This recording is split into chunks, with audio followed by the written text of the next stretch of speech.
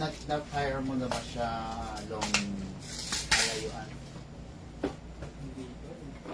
I mean, sa bakit ano bang pinaglaruan niyo? Ano lang, target?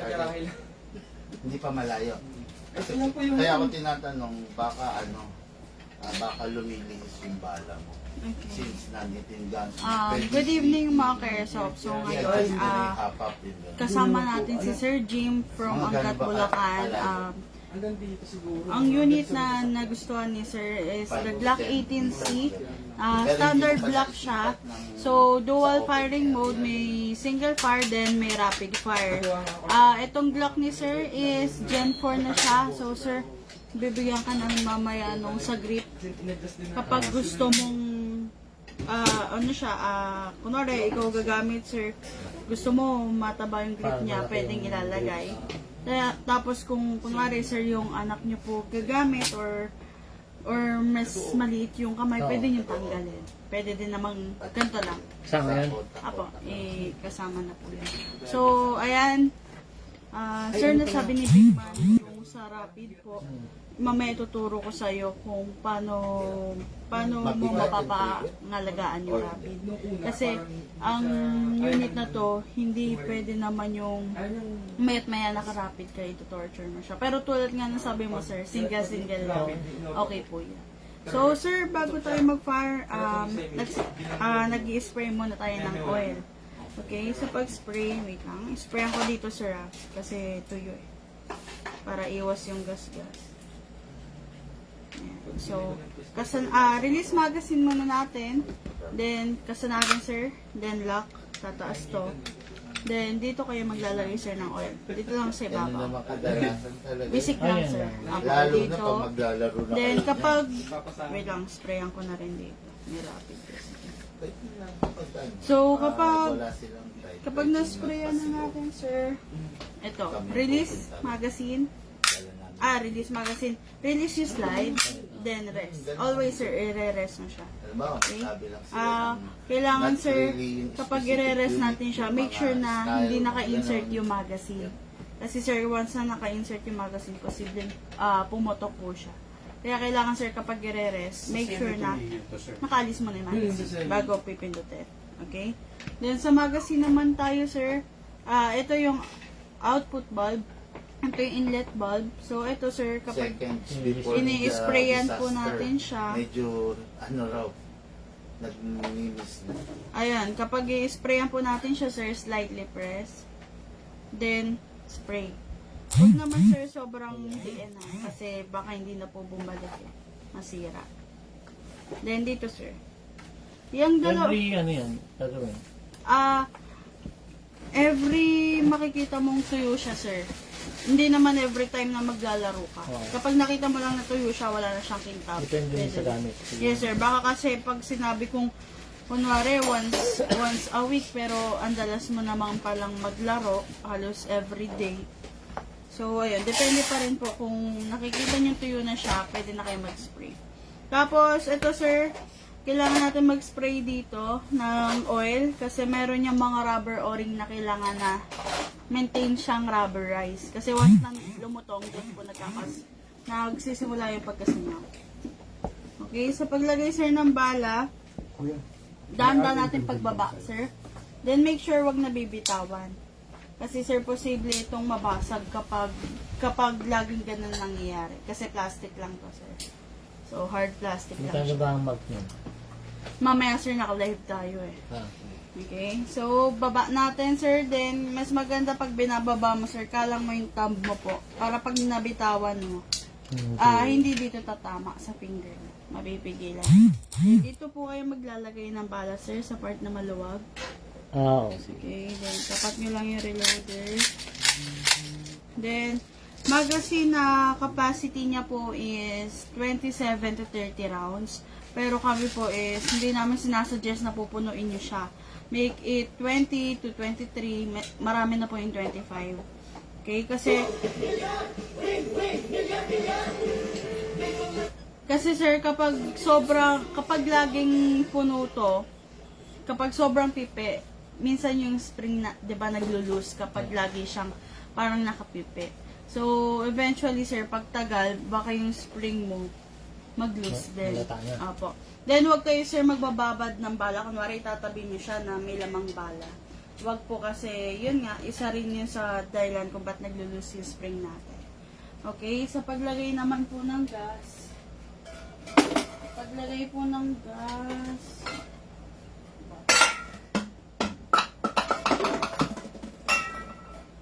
Paglagay sir ng gas, upside down. Then, make sure sir, ito, papasok to dun sa mismong valve. Makakapanyo yan sir para siya nakaupo sa rubber. Then, kailangan sir, upside down, wag nakaiga or nakataob. Kailangan ganyan para papasok yung gas. Then, ilalagay kong second sir, may rapid kasi yung unit mo. Ay, dami ako pala yung bala, may rapid. Okay. So, ayan, may rapid yung unit mo, sir. Maglalagay ako mga 8 to 10 seconds. Enough po yun para ubusin sa nilagay kong bala. Okay? So, ganyan. Then, bilang, sir. 1, 2, 3, 4, 5, 6, 7, 8, 9. So, ganun, sir, yung tamang paglagay ng gas. Walang sumisingaw sa gilid. Ngayon, sir, kapag ganito ka po maglagay ng gas, stop nyo po yung paglagay kasi hindi po mapasok yun, sir. Ibig sabihin, napupunta lang sa labas. So, kailangan, sir, ganito. Okay. Kakapain nyo muna, sir, bago nyo siya dilin. Kasi, yung iba, sir, kapag tinaob na, dinidin agad. So, yung iba, sir, nasisiraan ng bulb. Napipingkok. Yes, sir. So, ayan. So, may gas na, may bala na, na-sprayan na rin natin ng oil. May nagtatanong, may schedule na ba ng North daw? Meron. Paniki Tarlac, Herona Tarlac, tapos Bataan, Maribeles. Okay, so Basag-basag. Sir Jonard Lacson, sir, mag-PM po kayo para kung magpapabook kayo. Para malaman nyo rin po kung kailan. Kasi nagtatanong siya kung kailan. Location. So ayun sir, mag-PM po kayo or magtawag po kayo after this live. So ayan na, may gas na, may oil na, na-spray na natin. Then, may bibis na. Next thing to do is, pasok natin yung magazine, tas kasa, hatak, tas bitaw sir. Then, ready to fire na yan sir. Always practice finger trigger out. Papasok lang kapag puputo ka na.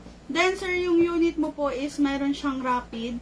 So, kapag bago mo siya gagamitin, sir, wag naka-rapid ka agad. So, mag-single fire ka muna bago ka magra-rapid. Kami kasi, sir, nag-shot. Kapag may rapid, nag-shots muna kami ng 4 shots bago kami nagra-rapid. So, ikaw, sir, fire ka muna po ng single fire bago ka mag-rapid. Yun. Dito ba? Dito ba? Sige, sir, pwede ka pong umatras.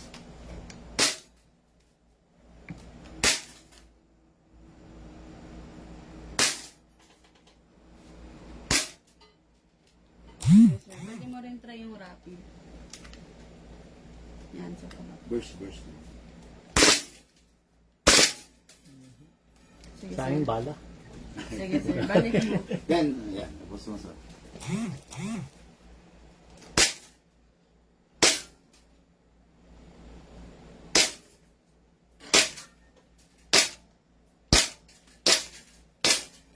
Nabutan. Naubos yung gas. Lagyan mo ulit. Sir. Lamig. So, sir, kapag yung, kapag sobrang lamig ng magazine, ibig sabihin, puno na, imbes na gas yung nasa loob, yelo na, nag-yelo na. Kapag sobrang lamig, medyo laylo kasi. Paano lang? Like, painitin mo. Ganyan-ganyanin mo. Kung may kasi, sir, gumagamit kaming warmer. Ayun. Yun. Nilalagay namin dyan yung gas. Ito. Opo. Yun lang naman kasi yan. sir, Pag naka-aircon kasi, sir, tayo. pag malamig yung panahon, yung hangin mabigat. Kaya, halimbawa, maalinsangan sa labas. Pag mainit, halimbawa, Pag mainit, good yun. Parang Good yun. problema. Pag, malakas talaga siya nun, sir.